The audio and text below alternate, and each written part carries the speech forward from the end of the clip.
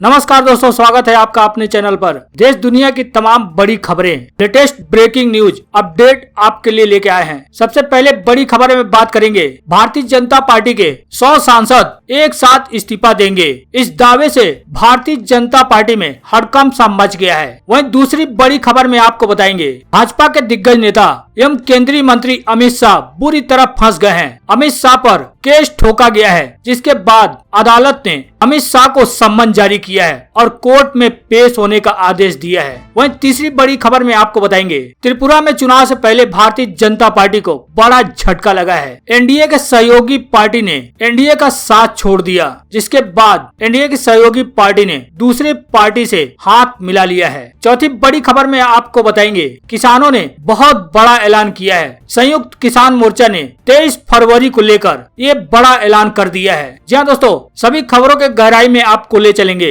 लेकिन इससे पहले अगर आप भी किसानों के साथ कंधे से कंधा मिलाकर खड़े हैं तो लाइक करिए इस वीडियो को और अपना समर्थन दर्ज करने के लिए कमेंट में जय जवान जय किसान जरूर लिखें। साथ ही चैनल को सब्सक्राइब कर घंटी को जरूर बजा लें। पहली बड़ी खबर में आपको बता दें, एक साथ भारतीय जनता पार्टी के 100 सांसद टूटेंगे। भारतीय जनता पार्टी में खलबली मची हुई है। जी आपको बता दें, लगातार 3 महीने से तीनों कृषि कानून के विरोध में दिल्ली के बाडों पर आंदोलन करते हुए डटे हुए हैं। लगातार किसान मांग कर रहे हैं कि तीनों कृषि कानून सरकार वापस ले, वरना हम ये आंदोलन खत्म नहीं करेंगे। अब एक साथ भारतीय जनता पार्टी के 100 सांसदों के इस्तीफे की खबर को लेकर हड़कंप सा मच गया है। भारतीय जनता पार्टी में खूब खलबली मची हुई है। अगर शुरुआत हो गई तो इसमें से कम 100 सांसद एक साथ टूट कर जाएंगे। जी हाँ, ये दावा कोई और नहीं बल्कि बीकेयू के अध्यक्ष नरेश टिकैत ने किया है। नरेश टिकैत के इस दावे से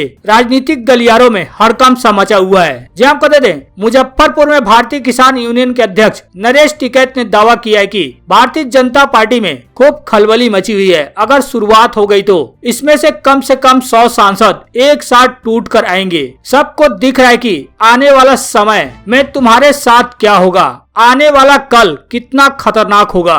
भाजपा पार्टी में खूब खलबली में अगर इसमें शुरुआत आ गई तो 16 एमपी कम तक हमें एकदम टूट का 16 एमपी एकदम टूटता है। सब देख रही क्या होगा भाई साहब, आने वाले कल की दोनों देख रही बातचीत, आने वाला कल कितना खतरनाक होगा। जी आपको बता दें, तीनों कृषि कानून के विरोध को लेकर लगातार महापंचायतें हो रही हैं। इसी कड़ी में पश्चिमी उत्तर प्रदेश के मुजफ्फरनगर जनपद में किसानों की राजधानी कहे जाने वाले सिसौली कस्बे में एक मासिक पंचायत का आयोजन किया गया था। इस पंचायत में खाप चौधरियों के साथ जिले के कई गांव से किसान पहुंचे थे, जिसमें बीकेयू के नेता नरेश टिकैत ने दावा किया कि अगर शुरुआत हो गई तो इनमें से कम 100 सांसद एक साथ टूट कर आएंगे। साथ ही भारतीय जनता पार्टी नेताओं के खिलाफ उन्होंने एक फरमान भी जारी किया। अगर भारतीय जनता पार्टी नेता को समारोह में बुलाए तो 100 लोगों को खाना खिलाना होगा। फरमान जारी करते हुए कहा कि भारतीय जनता पार्टी नेताओं को अपने किसी आयोजन में ना बुलाएं किसान। पंचायत में बोलते हुए टिकैत ने पहले तो कृषि कानूनों की खिलाफत की, वहीं भाषण के दौरान उन्होंने पंचायत के सदस्यों से कहा कि वह भारतीय जनता पार्टी के नेताओं का बहिष्कार करें। टिकैत ने कहा कि इसे आप आदेश समझ लें या सलाह, लेकिन किसी को भी भारतीय जनता पार्टी के किसी नेता को न्योता नहीं भेजना चाहिए। हमें अगर इसके बारे में पता चला तो अगले दिन आपको भारतीय किसान यूनियन के 100 लोगों के लिए खाना भेजना होगा। वहीं दूसरी बड़ी खबर में जो अपडेट निकलकर सामने आ रही है, आपको बता दें, अभिषेक बनर्जी ने अमित शाह पर केस ठोका है, जिसके बाद कोर्ट ने अमित शाह को सम्मन जारी किया है और गृह मंत्री अमित शाह को कोर्ट में पेश होने का आदेश दिया है। जी आपको बता दें, पश्चिम बंगाल में चुनाव से पहले चल रही राजनीतिक लड़ाई अब कानूनी विवाद में भी तब्दील होती दिख रही है। सूबे की सीएम ममता बनर्जी के भतीजे अभिषेक बनर्जी ने गृह मंत्री अमित शाह के खिलाफ मानहानि का केस दायर किया है। इस केस की सुनवाई करते हुए एमपी एमएलए की स्पेशल कोर्ट ने अमित शाह को 22 फरवरी को कोर्ट में पेश होने का आदेश दिया है। अभिषेक बनर्जी के वकील संजय बसु ने बताया कि स्पेशल कोर्ट ने अमित शाह को व्यक्तिगत या फिर अपने वकील के जरिए 22 फरवरी को 10 बजे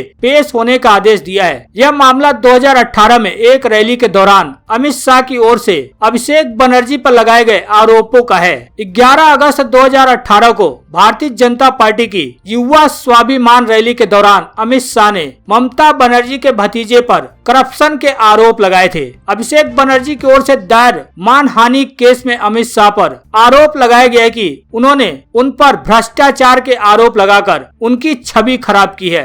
उस दौरान अमित शाह ने कहा था कि नारदा शारदा रोज वैली सिंडिकेट करप्शन, भतीजे का करप्शन, ममता बनर्जी ने लगातार भ्रष्टाचार किए। अमित शाह ने कोलकाता में एक रैली को संबोधित करते हुए यह बात कही थी। इसके अलावा अमित शाह के एक और बयान का अभिषेक बनर्जी ने इसमें हवाला दिया है। इस बयान में अमित शाह ने कहा था कि बंगाल के गाँव के लोगों, क्या आपके गांव तक पैसा पहुंचता है? जोर से बताइए, क्या आपके गांव तक पैसा पहुंचता है? यह कहां चला जाता है? मोदी जी भेजते हैं, आखिर इतने पैसे कहां चले गए? क्या यह भतीजे और सिंडिकेट को गिफ्ट कर दिया गया या फिर तृणमूल कांग्रेस के भ्रष्टाचार की भेंट चढ़ गया? आपको बता दें, एमपी एमएलए कोर्ट के स्पेशल जज ने अमित शाह को निर्देश दिया कि वह 22 फरवरी की सुबह 10 बजे तक व्यक्तिगत तौर पर या वकील के जरिए पेश हो। जज ने निर्देश दिया कि शाह की उपस्थिति खुद या वकील के जरिए जरूरी है ताकि आईपीसी की धारा 500 के तहत दायर मानहानि केस में जवाब दिया जा सके।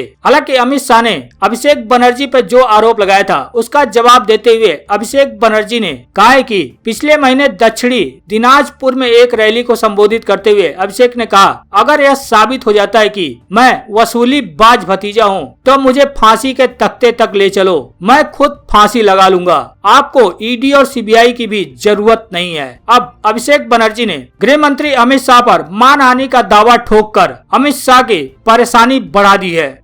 वहीं अगली बड़ी खबर में जो अपडेट निकल कर सामने आ रही है, आपको बता दें, पेट्रोल डीजल की बढ़ती कीमतों के खिलाफ कांग्रेस ने आज आधे दिन मध्य प्रदेश बंद करने का ऐलान किया। राजस्थान में भी पद यात्रा निकाला।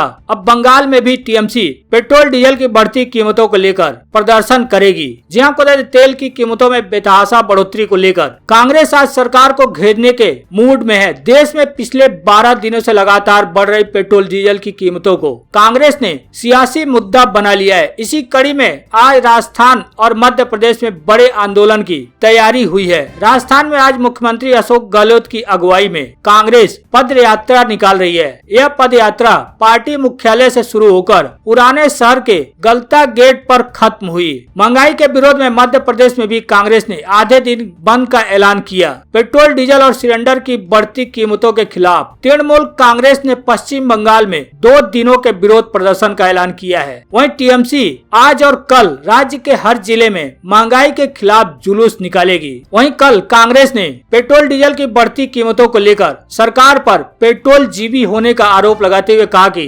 पेट्रोलियम उत्पादों के दाम में कटौती कर देश की आम जनता को राहत प्रदान की जाए। कांग्रेस के प्रवक्ता रणदीप सिंह सुरजेवाला ने दावा किया कि केंद्र सरकार ने पिछले साल 6 सालों में पेट्रोल डीजल पर उत्पाद शुल्क बढ़ाकर 21.50 लाख करोड़ रुपए जनता से वसूले हैं। उन्होंने कहा कि ईंधन टैक्स जीवी मोदी सरकार देश की जनता के लिए अभिशाप बन गई है। इसलिए भारतीय जनता पार्टी का नया नाम भयंकर जनलूट पार्टी है। अगली बड़ी खबर में जो अपडेट निकलकर सामने आ रही है, आपको बता दें, किसान आंदोलन में शामिल संयुक्त किसान मोर्चा ने बड़ा ऐलान किया है। बोला 23 फरवरी को ये काम करेंगे। जी आपको बता दें, संयुक्त किसान मोर्चा ने 23 फरवरी को पगड़ी समाल दिवस मनाने के लिए आह्वान किया है। शहीद भगत सिंह के चाचा एवं पगड़ी समाल आंदोलन के संस्थापक चाचा अजीत सिंह की याद में किसानों के आत्मसम्मान में इस दिन को मनाया जाएगा। किसान विरोधी कानूनों के खिलाफ किसान दिल्ली के चारों तरफ बॉर्डरों पर आंदोलन कर डटे हैं। संयुक्त किसान मोर्चा के अनुसार साप्ताहिक झांग रियाल के संपादक बांके दयाल द्वारा लिखित यह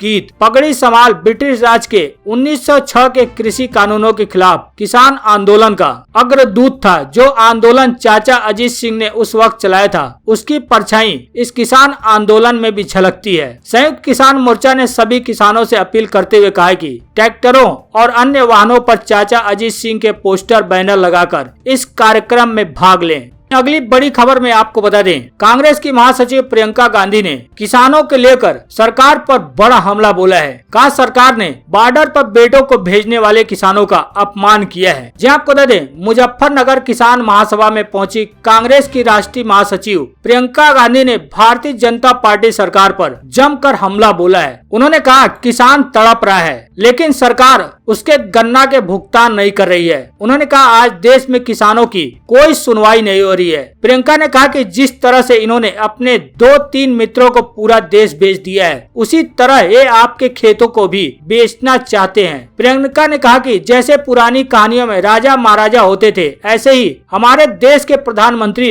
नरेंद्र मोदी भी हो गए हैं। 2 बार प्रधानमंत्री बनने के बाद उन्हें अहंकार हो गया है। प्रियंका ने कहा कि सरकार को किसानों का सम्मान करना चाहिए। जिन किसानों ने मोदी जी को प्रधानमंत्री बनाया वे उनसे बात क्यों नहीं कर रहे हैं। प्रियंका का कहना है कि किसानों से बात करनी चाहिए और उनकी समस्या जो भी है उसका समाधान करना चाहिए। साथ ही प्रियंका गांधी ने कहा कि इन कृषि कानूनों से सरकारी मंडियां बंद हो जाएंगी और बड़े उद्योगपतियों को इसका फायदा होगा। इन नए कानूनों से MSP खत्म होगी। प्रियंका गांधी ने कहा कि देश में गैस, बिजली और पेट्रोल डीजल के दाम लगातार बढ़ते जा रहे हैं। वहीं दिल्ली में महीनों से किसानों का आंदोलन चल रहा है, लेकिन सरकार ने उनसे बात करना तो दूर बल्कि उनका अपमान किया है। किसानों को आंदोलन जीवी तक कह गया। उन्होंने कहा कि कांग्रेस किसानों के साथ खड़ी है। प्रियंका ने कहा कि किसानों से इस समय देश की जो स्थिति है उसे आप मुझसे ज्यादा जानते होंगे। उन्होंने कहा कि किसान आंदोलन में 215 किसान शहीद हो गए, लेकिन सरकार को इसकी कोई परवाह नहीं है। प्रियंका गांधी ने कहा कि